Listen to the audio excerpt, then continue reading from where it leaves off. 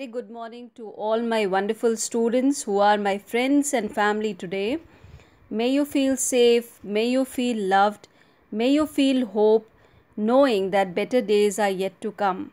Suprabhat to all my wonderful students. Today we are starting with F. W. Taylor's Principle of Scientific Management. We have already done the principle of Henry Fayol.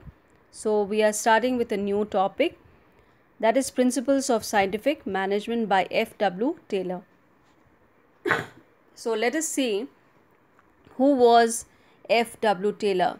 Frederick Winslow Taylor was an American mechanical engineer who started his career as a mechanic, and he rose to the position of chief engineer in Bethlehem Steel Company, USA.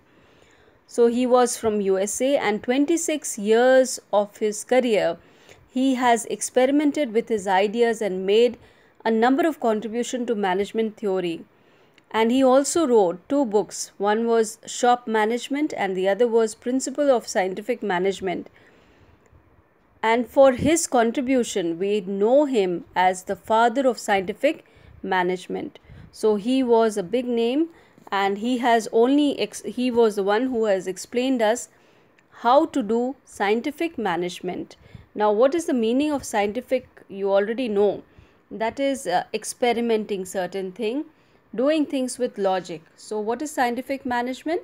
Scientific management refers to use of scientific, systematic, objective and logical principles and techniques to various managerial functions. So, we have already done the managerial functions. So, when we are using the managerial functions, in this, when we are using scientific techniques, scientific methods, that is known as scientific management. So what does F. W. Taylor say?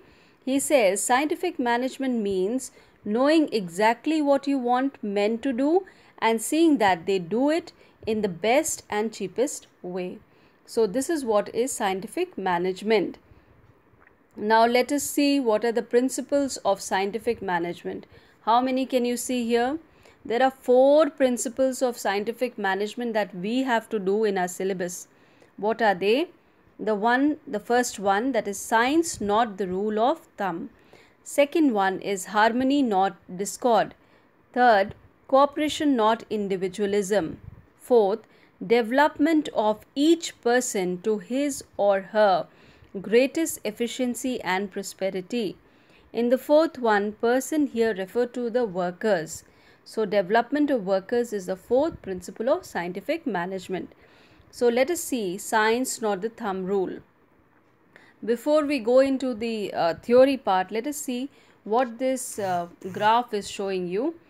When you see the graph, you can see scientific method. So when you are using the functions of management like staffing, directing, controlling, coordinate, that is organizing. So all these functions we are using observation, we are doing hypothesis, we are doing research on these functions, experimenting, and then finally coming to the conclusion. So this is what is scientific method. So rather than using the rule of thumb, that is trial and error method, we are going into these scientific methods, that is observing, then research, then hypothesis, experiment, and then conclusion. So this is what is the science, not rule of thumb. So here each and every job and its method of doing it should be based on scientific study and analysis rather than on trial and error basis. So it should be well planned. The work that is to be done, management work, should be well planned and should be scientifically seen. Next is harmony, not discord. The word harmony means peace. So you should understand there should be peace between the employers and the employees. And what should be done in order to have peace amongst the two? The employees should give proper working conditions for the workers, and workers should work with devotion and loyalty.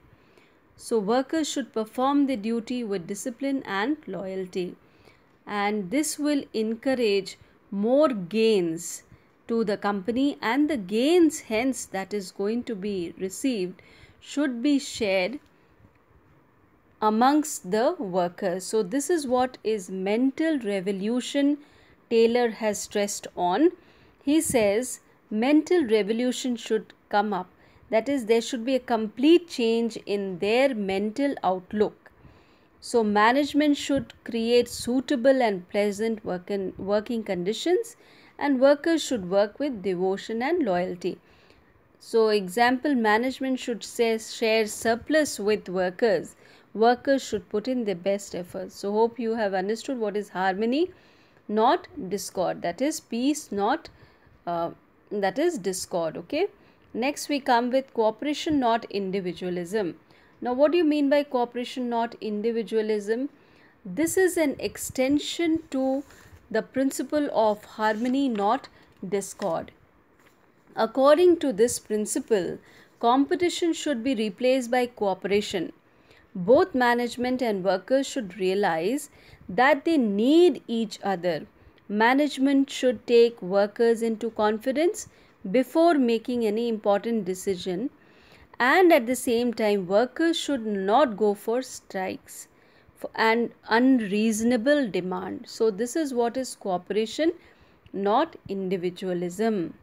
So you can see this thing, cooperation, not individualism. Taylor emphasized on the importance of cooperative group effort between the management and the workers in achieving the organizational goal. So here management can involve workers in determining the work standards. Next we have development of workers in his greater efficiency and prosperity. So you can see here the workers, how can we develop the worker?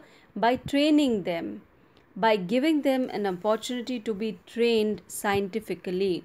So what is development of workers? The management should scientifically select the workers, assign jobs as per their physical, mental and intellectual capability and potential, and train them as per the job requirement.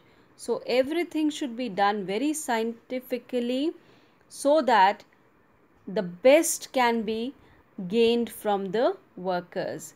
Example, these days employees are sending their workers or people in their workplace to seminars which will help them for their mental growth, and this will increase their efficiency as well. So we should see that development of workers should always happen so that greater efficiency and prosperity for the organization is brought about.